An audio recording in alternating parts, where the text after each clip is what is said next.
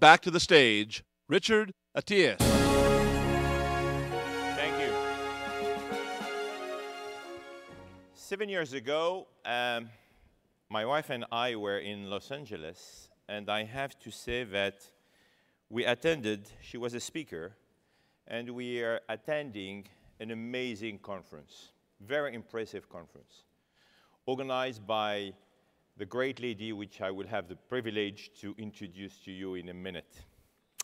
10,000 women were in an amazing room. She is a mother of 4. She's an Emmy and Peabody Award-winning journalist and producer, most recently serving as executive producer of the ESPN 30 for 30 Brave in the Attempt, which is really an amazing program. I had the privilege to watch this movie 2 days ago, and as I said before, it was about the amazing accomplishment of the late Ernest Kennedy Shriver, and frankly speaking, you cannot miss that piece to understand the power of Special Olympics and the power of what was accomplished. She's also the producer of the Oscar-winning Still Alice, Special Olympics International Board member, founder of Shriver Media, A Woman's Nation, the Shriver Report, Shriver Report Snapshot, and the Wipeout Alzheimer's Challenge. And of course, she's the former First Lady of California and longtime activist for social change and gender equality. So we are very proud to support her and to call on stage Maria Shriver. Maria.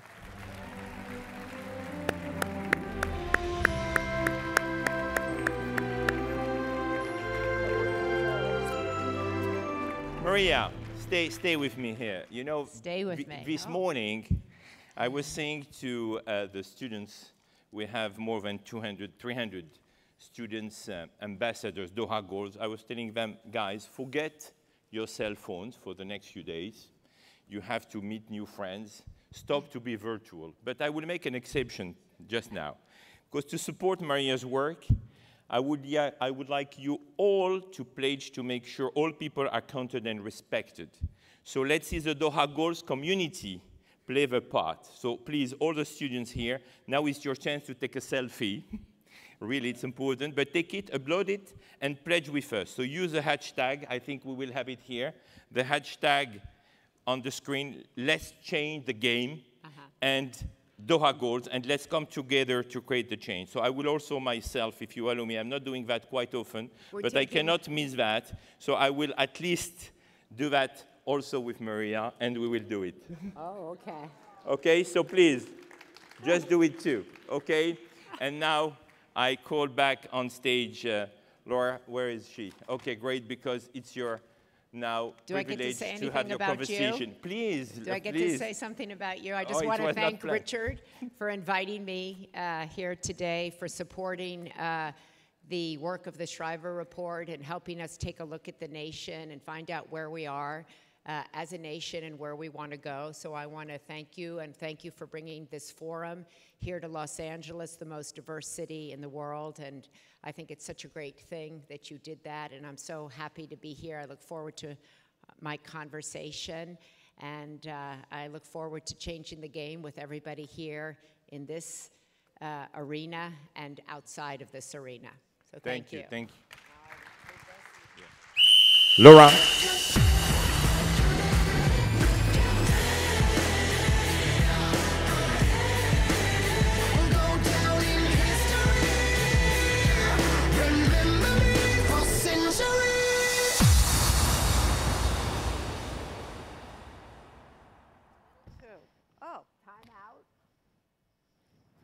Timeout?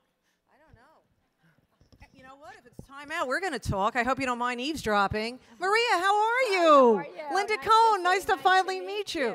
I'm going to move this glass so I don't hurt anybody. I don't know about timeout, because timeout is an expression that you use with your children when they've been bad. Yes. So you put them in a timeout. Right. But Maria, this is all good. And you know what? Because I'm just dying to ask you every single question known to mankind, and especially for everything you've done, because you're such an inspiration.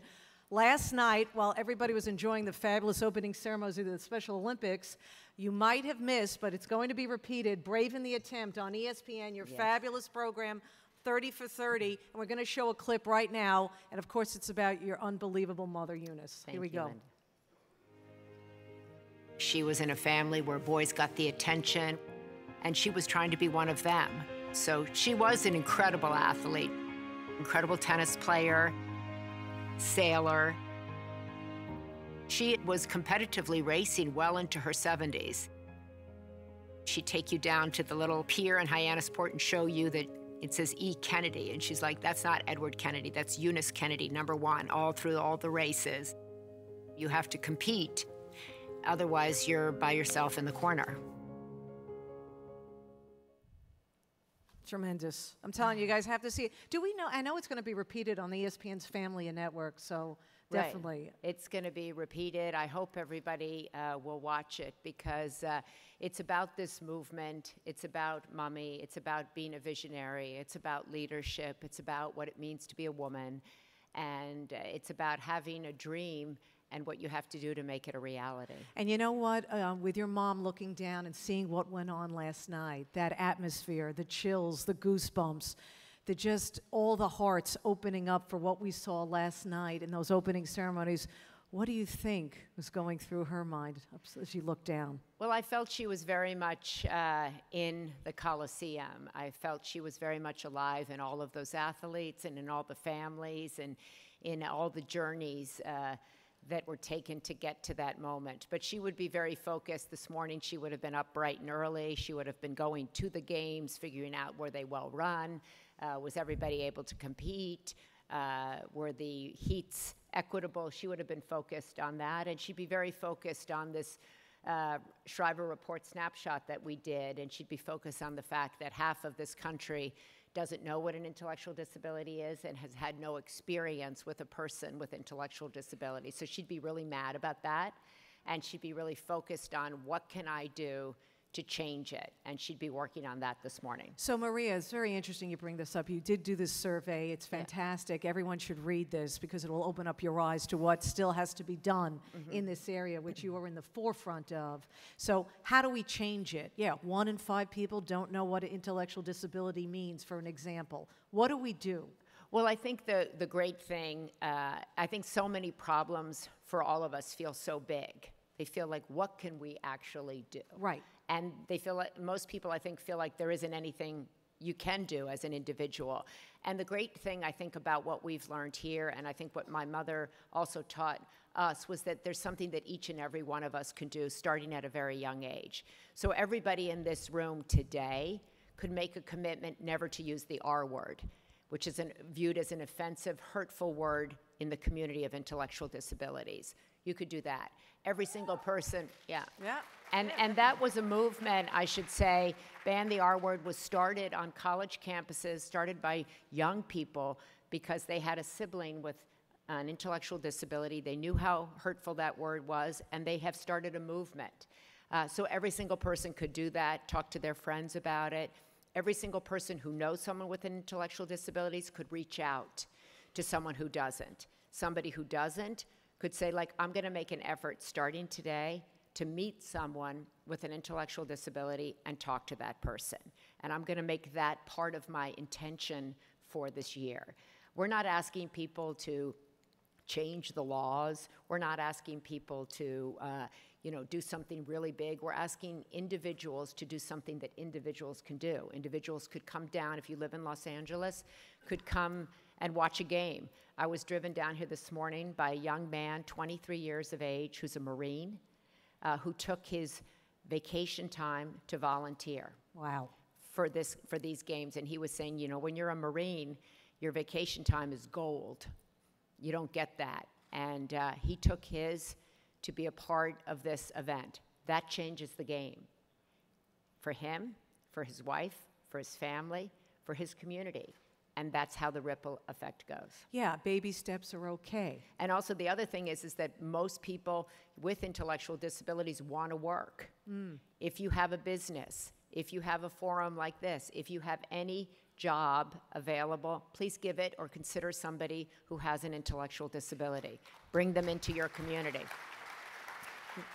It's a very, very good point. Because you're right. You brought out a fabulous point regarding that. People seem to get overwhelmed and they bring it on themselves, and there's no reason to be. Well, I think people get and it's easy to get overwhelmed with all the problems. You have to do this, you have to do this, you have to do this, and they seem so big, they seem so time-consuming. So what we tried to do is get a hashtag that says, let's change the game, let's do it together. Right. And there are things that each of us can do. People with businesses can do something else. People who, everybody can commit to not using the R word. Right. If you're a young person, bring best buddies into your high school or your middle school, which fosters relationships with people with intellectual disabilities. That's something that everybody can do. If you're a parent, talk to your children about what an intellectual disability is. Talk to them about how they so rarely get included in social events and have, the figure, I think it was like 14% of people, or 4% of people said they had a friend who had an intellectual disability. That points to isolation. That points to not being included in kind of the very basic things that we all want to be included in. Yeah, and you brought up how sports kind of like is very active in this, which is great. Not only obviously with the Special Olympics, but Joe Hayden, for instance, the Cleveland Browns. We did a story on ESPN the other day. Right. He, using social media, his younger brother, who he saved his life, we saved him from drowning in a pool, a neighborhood pool, and he has an intellectual disability. He is pushing it in the NFL of eliminating the R word. Exactly, or Jamal Charles standing up last night and saying, I was first noticed by being a Special Olympics athlete, and I've gone on to have this incredible career. That changes the game. ESPN, total game changer. Doha goals, coming here to Los Angeles, having this conversation, you coming to it, you listening, game changer. You just had a panel of game changers. Right. All of these things, I think, people have been saying to me, oh my gosh, last night was so big, it's so big, it's so big, but it's also so small. It's one person at a time. Everybody in that stadium last night has a story and had a story. And by hearing that story, that changes the game for the person telling it. It's not easy what you do. You're such a busy woman, and really, Maria, you're such an inspirational woman. You're one of my inspirations, everything you've accomplished in your life. How do you keep going, and is there some stories that you share? Is it because all these amazing stories of people that you run into that keep you going? What is the secret, Maria? Well, that's actually really interesting that you say that, because I have always been a really curious person, which is why journalism for me never felt like work. Right. It felt, people talk about your passion. I love talking to people, and I'm so inspired by people's stories, what they overcome, how they start over, how they get up, how they deal with what life throws at them, and I get so excited to tell their story. I get so energized by meeting people and hearing what they've gone through. And whenever I've been kind of down in my own life, I've kind of turned to reading stories of people who have been through something far worse than myself, or who have been through something like myself, and I pay attention to their story, and I gain inspiration from it. And I think it's always important to know that nobody in life has a free ride. Right. Every single person has something that they're dealing with, something that they're trying to overcome, something they're trying to make peace with. And one of my favorite quotes is, be kind, because everybody you meet is engaged in a tough battle. And I think that's so true. Every single person in this room is dealing with something that most of us know nothing about. Right. And yet you're here. You're listening. You're walking through life, you're trying. And I think that that really is something that we all need to recognize. That in my blog this morning, I talked about bravery.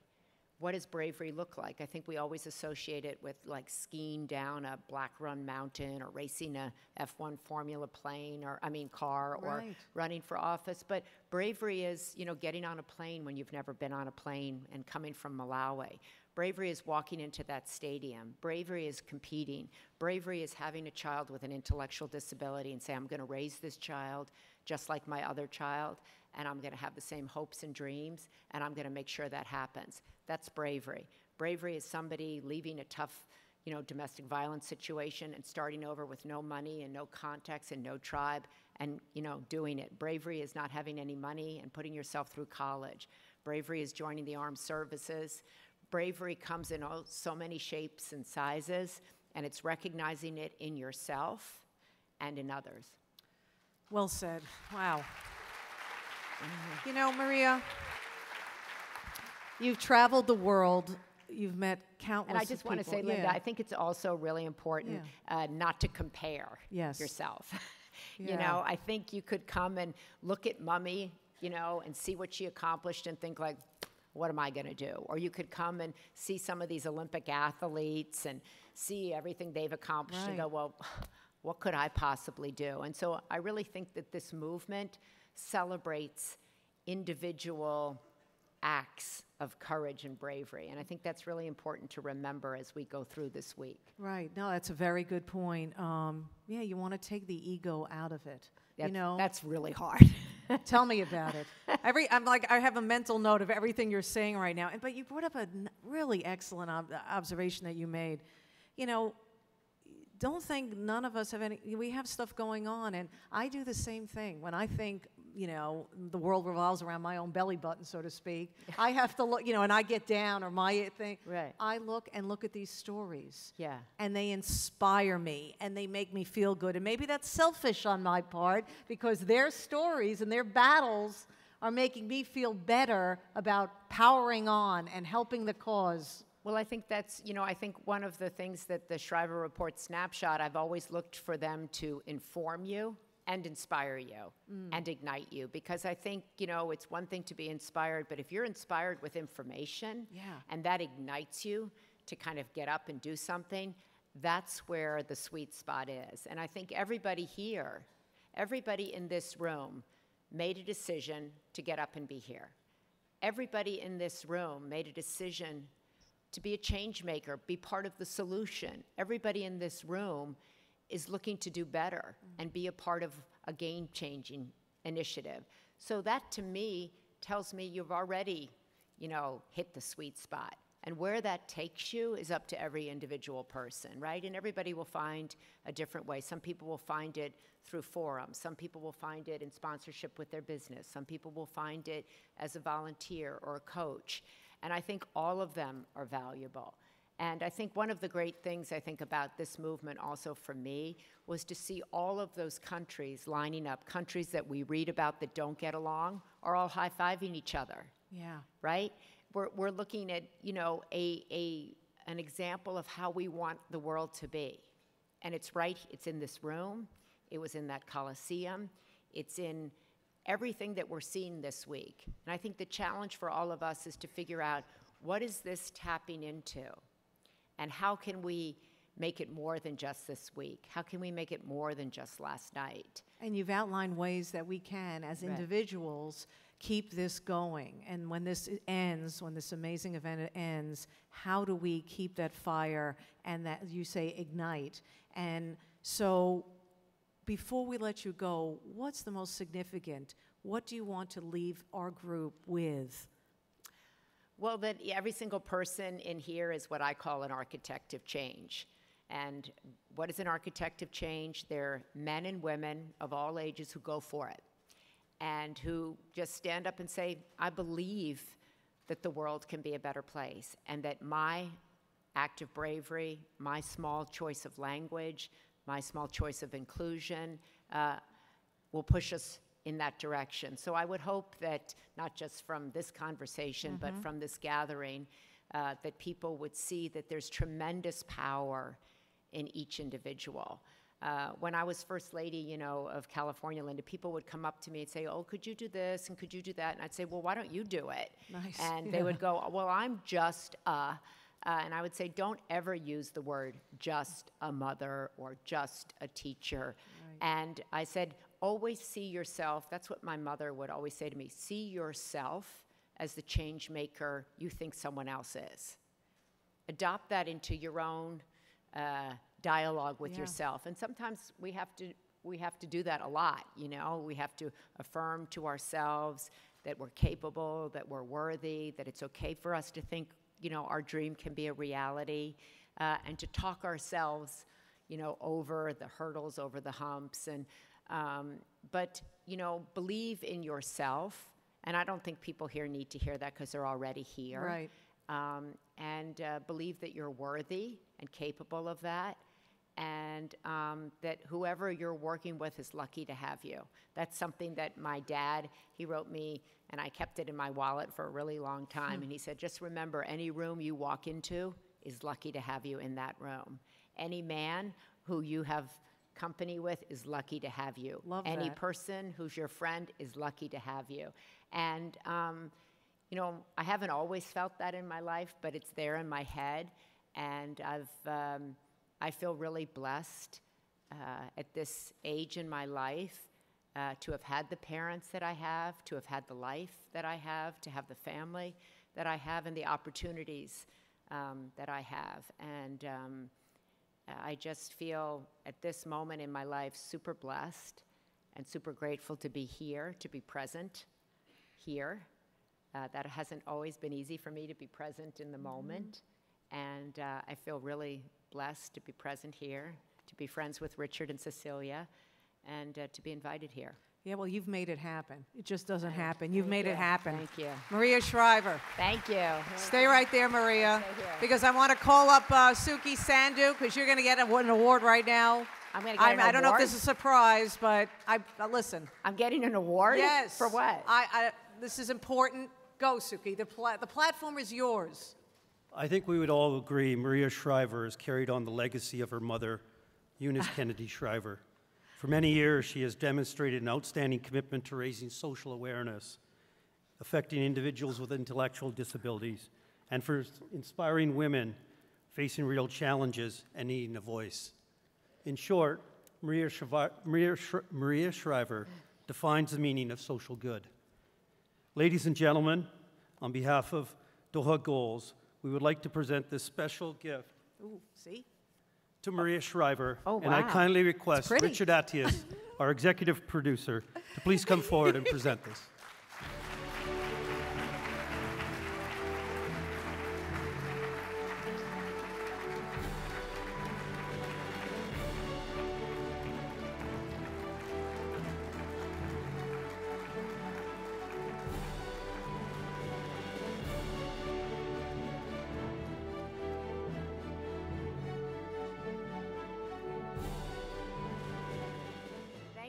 Thank you for this beautiful crystal. I hope it brings me good energy. I'm a big believer in crystals. Woohoo.